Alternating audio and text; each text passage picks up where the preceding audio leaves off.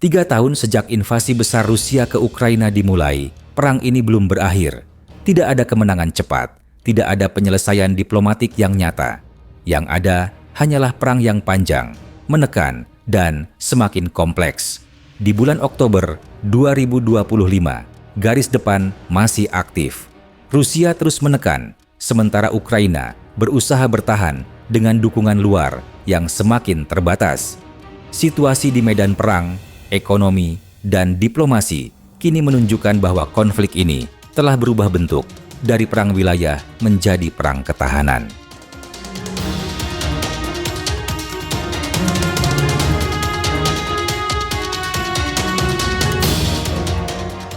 Dalam beberapa pekan terakhir, pasukan Rusia memperluas kontrolnya sekitar 37 km persegi wilayah Ukraina.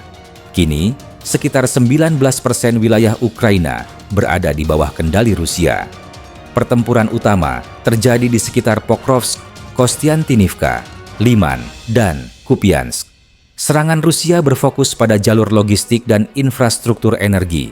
Serangan rudal dan drone diarahkan ke pembangkit listrik, kilang gas, dan sistem distribusi bahan bakar. Serangan ini berdampak besar pada kemampuan Ukraina untuk mempertahankan pasokan listrik dan dukungan industri militernya. Sementara itu, Ukraina memperkuat pertahanan udara dan mengembangkan satuan mobil udara untuk menghadapi serangan drone. Namun, dengan pasokan amunisi yang terbatas dan tekanan terus-menerus, kemampuan bertahan Ukraina mulai terganggu.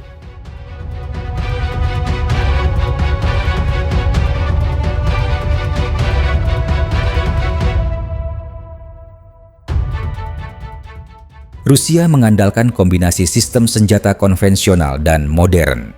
Drone kamikaze Geran 2 digunakan dalam jumlah besar, menyerang sasaran energi dan radar dengan biaya yang relatif murah.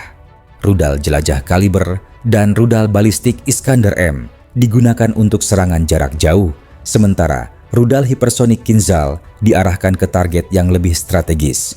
Di udara, pesawat tempur Su-34 dan Su-35 masih menjadi tulang punggung operasi Rusia. Artileri berat seperti Tornado S dan TOS-1A memberikan tekanan terus-menerus di garis depan. Strategi ini bertujuan menguras sumber daya Ukraina secara perlahan, bukan sekadar merebut kota demi kota.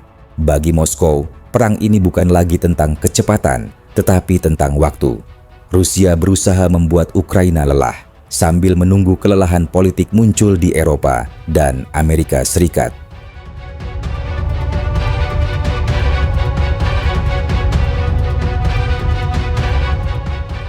Dampak terbesar dari serangan Rusia kini terasa di sektor energi. Sebagian besar pembangkit listrik Ukraina rusak. Kapasitas energi nasional kini hanya sekitar sepertiga dari kondisi sebelum invasi. Serangan terhadap jaringan gas juga menurunkan produksi hingga 60%. Akibatnya, pemerintah Ukraina menerapkan pemadaman bergilir di hampir seluruh wilayah, termasuk Kyiv. Pemadaman ini tidak hanya memengaruhi kehidupan warga, tetapi juga logistik militer dan produksi amunisi. Menjelang musim dingin, tantangan ini menjadi semakin berat. Tanpa listrik dan pasokan gas yang stabil, mempertahankan aktivitas ekonomi dan militer akan semakin sulit.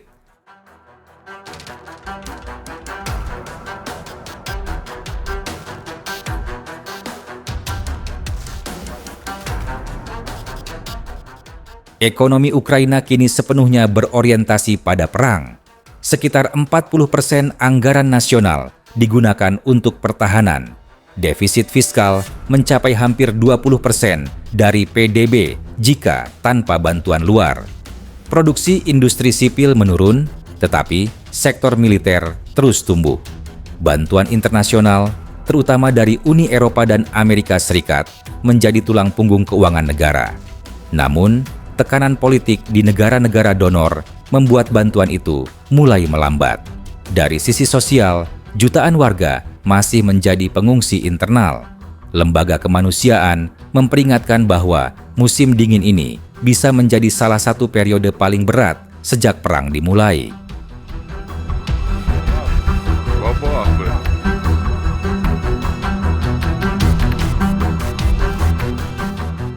reaksi dunia terhadap perang ini kini lebih berhati-hati dibanding tahun-tahun awal. Uni Eropa baru saja menyepakati paket sanksi tambahan terhadap Rusia, termasuk percepatan pelarangan impor gas alam cair Rusia.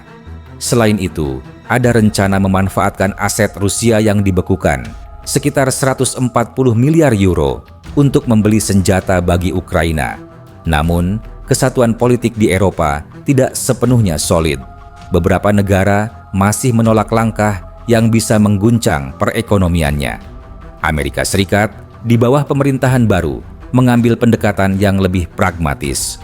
Pertemuan antara Presiden Putin dan Donald Trump menimbulkan banyak spekulasi, terutama soal kemungkinan gencatan senjata terbatas. Namun, Ukraina khawatir kompromi politik semacam itu bisa melemahkan posisinya. Sementara itu, China dan India tetap mengambil posisi netral. Keduanya tidak ikut dalam sanksi Barat dan bahkan tetap menjadi mitra dagang penting bagi Rusia.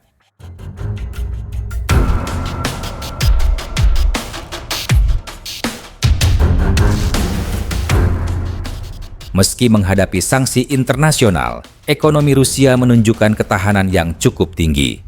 Produksi senjata meningkat dan industri dalam negeri beradaptasi dengan cepat. Ekspor energi dialihkan ke pasar Asia, terutama ke China dan India.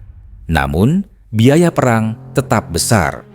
Korban jiwa di kedua pihak terus bertambah dan logistik jangka panjang menjadi tantangan.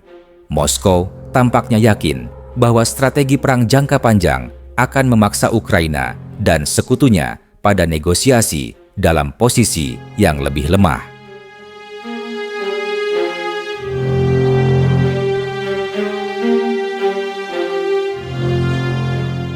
Video ini dibuat untuk tujuan edukatif dan analisis semata. Kami tidak memihak pada pihak manapun, tidak mempromosikan kekerasan, dan tidak mendukung perang dalam bentuk apapun.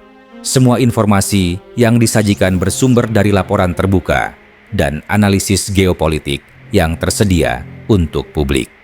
Tujuan kami adalah memberikan pemahaman yang seimbang tentang situasi global agar masyarakat dapat berpikir kritis dan bijak. Perdamaian, dialog, dan diplomasi adalah jalan terbaik untuk menyelesaikan konflik.